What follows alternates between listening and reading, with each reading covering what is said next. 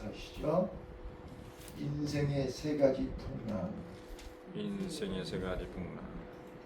자, 마태복음 14장은 이제 13장 천국 비유 7가지 말씀을 하시고 나서 이제 마태는 14장 15장에서 예수님이 하나님의 아들이요 이 땅에 오신 메시아임을 소개하기 위해서 8장 9장에서 메시아만이 할 수 있는 기적을 첫 번째로 소개했고, 여기 14장 15장에서 두 번째로 메시아만이 하실 수 있는 기적을 소개합니다. 오늘 본문 속에는 네 가지 사건이 나오는데, 첫 번째 1절부터 12절까지 세례 요한이 헤롯에 의해서 순교당하는 장면이 나오고, 13절부터 21절은 우리가 잘 아는 오병이어의 기적이 나오고, 22절부터 33절은 무리를 걸어오신 예수님과 무리를 걷다가 물에 빠진 베드로의 사건이 본문에 기록되어 있고, 마지막 34절로 36절에는 게네사렛에서 각종 병든 자들이 예수님의 옷자락을 만지고 예수님의 손을 붙잡는 순간 치료받는 사건이 기록되어 있습니다. 저는 이 본문을 통해서 우리 인생이 살아있는 모든 사람들이 겪는 삶 속에서 우리가 경험하는 한계, 두려움. 자, 지금 본문의 배경은 광야에서 굶주리고 있는 그 많은 사람들에게 빈들이니 먹을 것을 구할 수가 없습니다.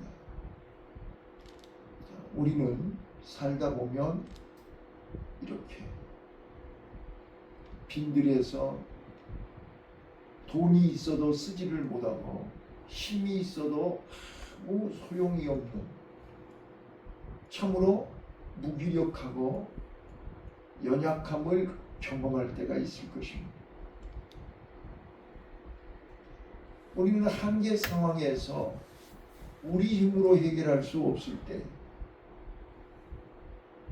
예수님은 그 곁에 계셨고, 예수님은 굶주린 그 많은 사람들에게 필요를 채워주시고 배불리 먹고 12광주리가 남는 기적을 베푸셨습니다. 첫 번째, 궁핍의 광야입니다. 궁핍의 풍랑입니다. 굶주림의 풍랑입니다. 이 풍랑은 우리가 굶주림의 결핍의 궁핍의 풍랑을 만났을 때 우리는 예수님 만나야 해결됩니다. 그걸 지금 소개하고 있는 거예요. 두 번째요, 우리가 인생을 살다 보면 두 번째 만나는 풍랑이 뭐냐? 두려움입니다. 무서움입니다. 자, 예수님이 무리를 걸어올 때 제자들은 유령이라고 했습니다. 그 유령이라는 말 뜻의 뉘앙스가 뭐가 떠오르시나요? 무섭다는 거예요. 겁난다는 거예요. 네. 캄캄한 밤에 바다 위에 사람이 걸어오니까 귀신이라고 하지 않아요? 어떻게 사람이 무리를 걸어와요? 두렵고 무섭고 겁이 난다는 거예요. 도저히 눈에 보이는 현실이 내 힘으로는 이해가 되지 않아요. 내 힘으로는 감당할 수 없는 현실이에요. 자, 그런데 베드로는 예수님께 당신이 진짜로 예수님이 맞으면 나도 무리를 걷게 해주세요. 그랬더니 예수님이 오라. 그래서 베드로가 배에서 내려서 바다를 걸었어요. 그런데 큰 풍랑 앞에 물에 빠져버렸어요. 자, 여기서 이제 마태가 우리가 인생의 풍랑을 만났을 때, 감당할 수 없는 쓰나미를 만났을 때 우리는 어떻게 해야 된다는 거예요. 베드로는 어떻게 했다는 거예요. 문제를 바라보고 풍랑을 바라보고 물결을 바라보는 순간 물에 빠져버린 거예요. 자, 이 사건, 이 내용에서 우리한테 뭘 얘기하는 거예요? 우리는 감당할 수 없는 인생의 큰 쓰나미를 만났을 때 문제를 바라보지 말고 예수님을 바라보라는 거잖아요. 시선이 중요하다는 거예요. 그래서 우리는 시간마다 믿음의 주여 나를 온전케 하시는 예수님을 바라보라. 사람 바라보지 말고 환경 바라보지 말고 문제 바라보지 말고. 왜? 그것을 바라보는 순간 베드로처럼 두려움이 온단 말이에요. 무서움이 온단 말이에요. 겁이 난단 말이에요. 그러니까 거기에 빠져버리는 거예요. 그래서 예수님이 베드로를 건져주시면서 뭐라고 해요? 믿음이 적은 자요, 어찌하여 의심하느냐. 자, 우리는 문제를 바라보는 순간 믿음이 적어져 버려요. 두려움은 우리의 믿음을 작게 만들어요. 그래서 예수님을 바라보라는 거예요. 오늘 우리는 우리의 시선이, 풍랑 앞에서 우리의 시선이 예수님을 바라보시기를 바라요. 예수님을 바라보는 시선을 놓쳐서는 안 돼요. 이게 믿음이라고. 믿음은 현실의 두려움을 보는 게 아니고 풍랑 속에 고통받고 있는 나를 향해서 걸어오시는 예수님을 바라보라. 궁핍의 광야에서 궁핍의 풍랑을 만나서 몸부림치고 있는 나를 찾아오신 예수님을 보라 그 말이에요. 그 예수님은 항상 내 곁에 계시고 그 예수님은 항상 나를 지켜보고 계신다는 거예요. 그래서 그 예수님의 손을 잡는 순간, 그 예수님의 옷자락을 붙잡는 순간 하나님의 능력이 나타남을 경험하시기를 바라요. 그리고 마지막 세 번째 34절로 36절에 보시면 게네사렛에서 많은 병자들이 예수님에게 오는 거예요. 근데 그들이 어떻게 했어요? 예수님을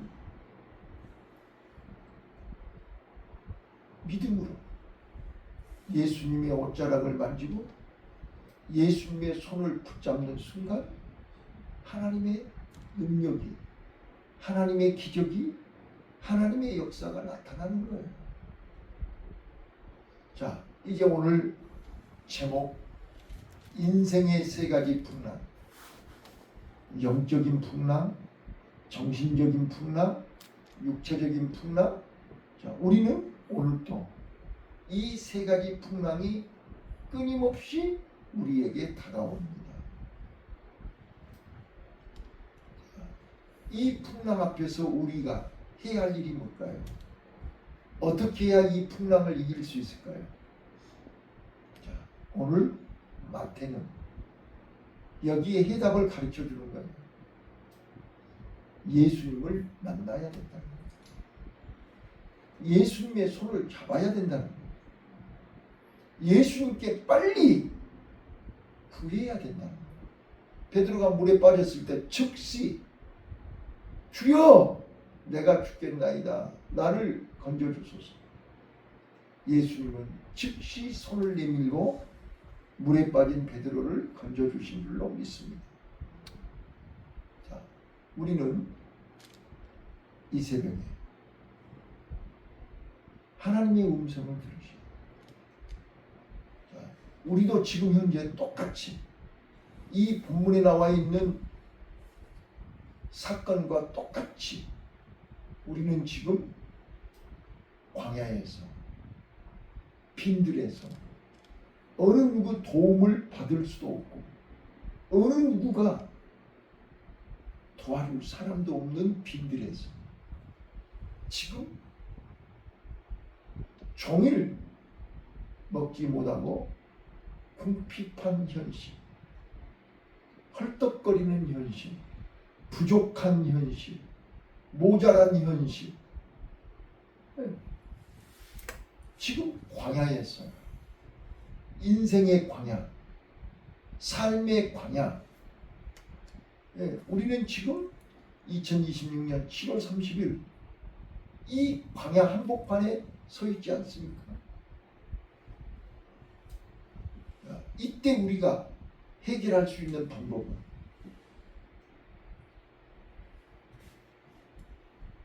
지극히 작은 것, 내가 가지고 있는 전부, 그게 뭐예요? 여기 본문에 보리떡 5개와 물고기 2마리, 지극히 작은 거예요. 오늘 우리는 지극히 작은 것을 예수님께 드릴 때 기적이 일어납니다. 근데 우리는 이 해답을 모르는 거예요. 이 해답을 가르쳐줘도 실천을 안 하는 거예요.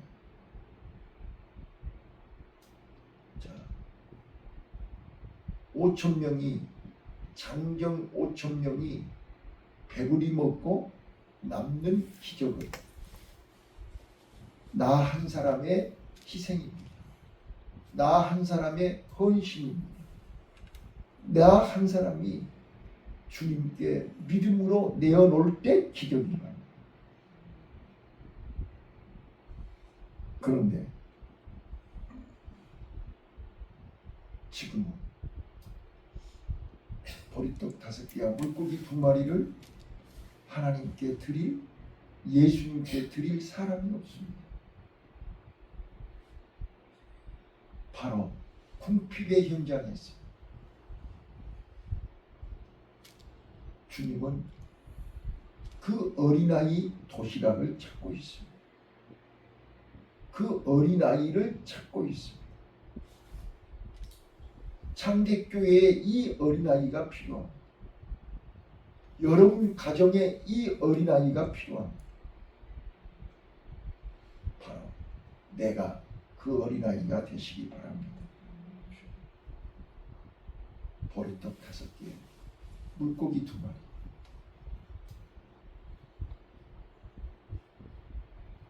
사람이 볼 때는 지극히 적습니다. 그러나 그것이 예수님 손에 들여졌을 때 놀라운 일이 일어납니다. 오늘 이 인생의 3가지 풍랑, 오늘 내가 겪고 있는 풍랑이요, 오늘 우리 주위에 우리 교회가 겪고 있는 풍랑입니다. 이 궁핍의, 결핍의, 모자람의, 굶주림의 이 풍랑, 어제도 어느 한 부부 상담하면서 안타까운 게 그거였어요. 먼저 부인을 먼저 상담하고 그 다음에 남편을 상담했는데, 부인은 남편이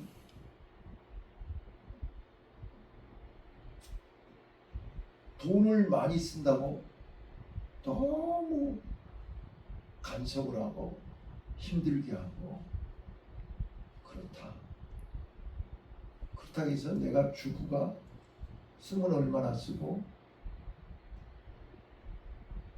그 준 카드를 가지고 사용했는데 너무 입만 열면 돈 많이 쓴다고 힘들게 한다. 그 소리를 들었어요. 그래서 이제 그 다음에 남편을 만났어요. 남편한테 도대체 얼마를 생활비를 주길래 부인이 그렇게 힘들어하냐. 그랬더니 전혀 말이 다른 거예요. 깜짝 놀랐어요. 여러분, 오늘 우리는요,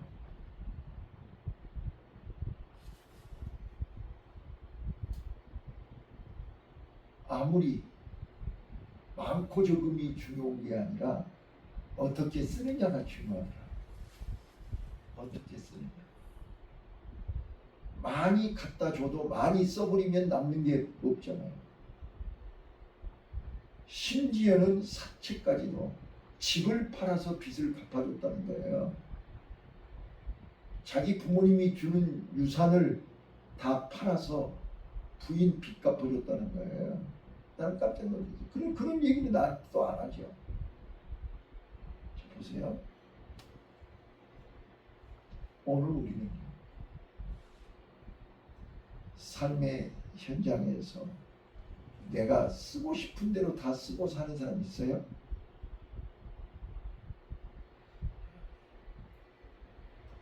우리는 지극히 작은 거. 자, 봐보세요. 우리 주위에 보면 먹고 싶은 거 다 먹고 쓰고 싶은 거 다 쓰고 하나님 앞에는 인색한 거예요. 하나님 앞에는 심지를 않아요. 하나님 앞에는 부들부들 떠는 거예요. 그러니 어떻게 하나님이 그를 통해서 역사하겠냐 말이에요. 내 생명의 주인도 내 삶의 주인도 모든 것이 다 하나님의 것인데 그게 믿어져야 되는데 그렇잖아요? 오늘 24시간도 하나님이 나에게 주신 시간이잖아요. 근데 24시간 중에 1시간 이 젊음, 이 건강, 이 모든 것이 다 하나님 것인데 나는 올 때부터 다 빈손으로 왔고 갈 때도 빈손으로 갈 건데 왜 그걸 느끼지를 못해요? 왜 전부 내 것이라고 생각하냐? 이게 차이가. 믿음은 다 하나님의 것이라고 할 때 믿음입니다. 네. 무리를 걸어오는 베드로가 물에 빠져서 건져내 주시는 이 사건을 통해서 33절에 제자들이 다 뭐라고 고백한가 보세요. 33절 다 같이 한번 읽어요. 시작.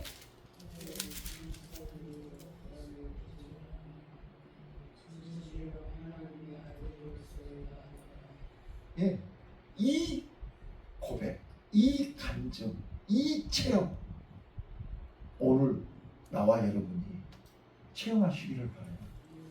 인생의 풍랑 속에서 육신적인 풍랑이든 정신적인 풍랑이든 영적인 풍랑이든 어떤 풍랑을 만났다 할지라도 그 풍랑은 바로 예수님이 하나님의 아들이요, 예수님이 내 인생의 구원자시요, 예수님이 나를 구하러 오신 하나님의 아들임을 체험할 기회입니다. 그래서 제자들이 과연 예수님은 하나님의 아들이십니다. 이 말은 메시아입니다. 구원자이십니다. 이런 고백이에요. 예수님이 구원자요 메시아면 이제 끝난 것 아닙니까? 그래서 우리는 예수님 한 분이면 됩니다. 자, 여러분들 지갑에 현금 갖고 다니시나요? 카드 하나면 되지 않습니까? 제 지갑에는 카드 하나밖에 없어요. 카드 하나면 됩니다.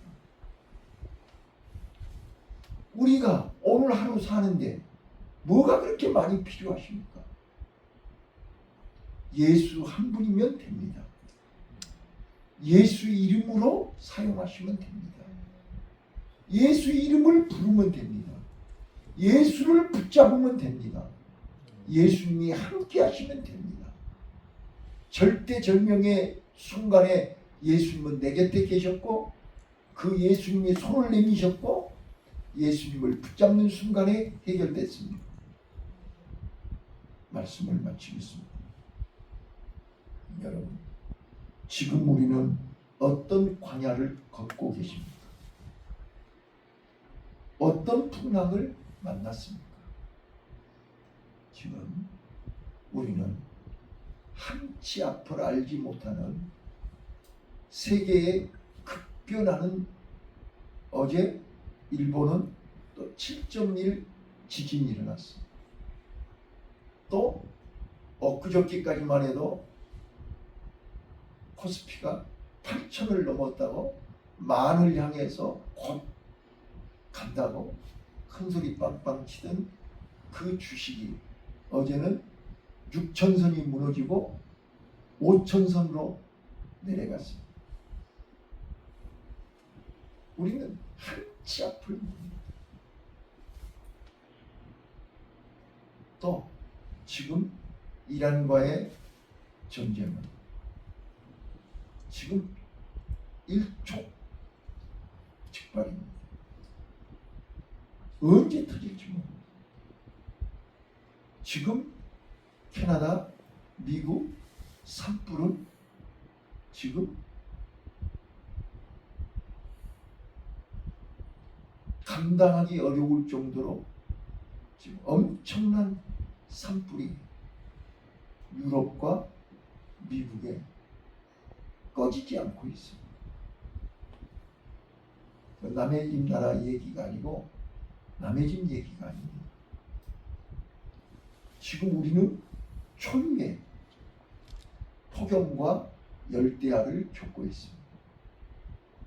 자, 우리가 몇 년 전만 해도 이상기온,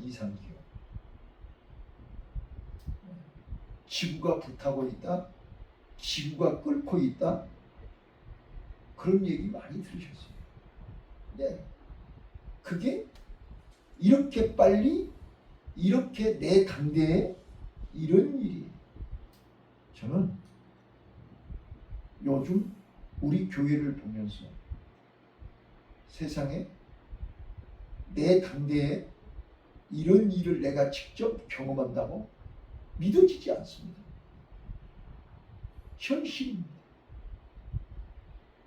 오늘 우리는 한치 앞을 봅니다. 지금 마태는 이 14장에서 광야에 하루 종일 먹을 것이 없습니다. 마실 것이 없습니다. 전부 서로 얼굴 쳐다보면서 누가 주지 않나? 아무리 봐도 나에게 물 한 잔, 밥 한 그릇 줄 사람 없습니다. 저들이 가서 사 먹던지 저들이 가서 해결하도록 하시지요. 제자들이 그랬어요. 예수님, 니네들이 줘라. 여가 빈들인데 뭐 어떻게 줘요? 그때 어린아이 도시락 하나가 왔습니다. 예수님은 그걸 가지고 기도하시고 나눠줬습니다. 다 어렵고 다 배고프고 다 궁핍하고 다 어렵다니까요. 나무 돌아가서 예수님께 가지고 온 거 아니라고요. 오늘 이 광야에서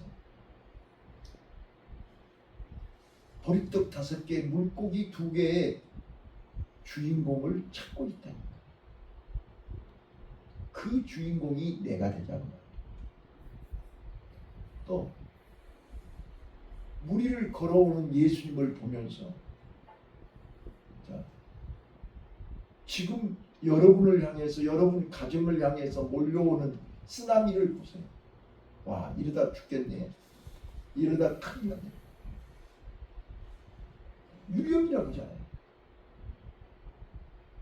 예수님은 난이 안심해라. 아무리 예수님이 얘기해도 불안하고 두렵고 겁나는 거는 어떻게 할 방법이 없어요.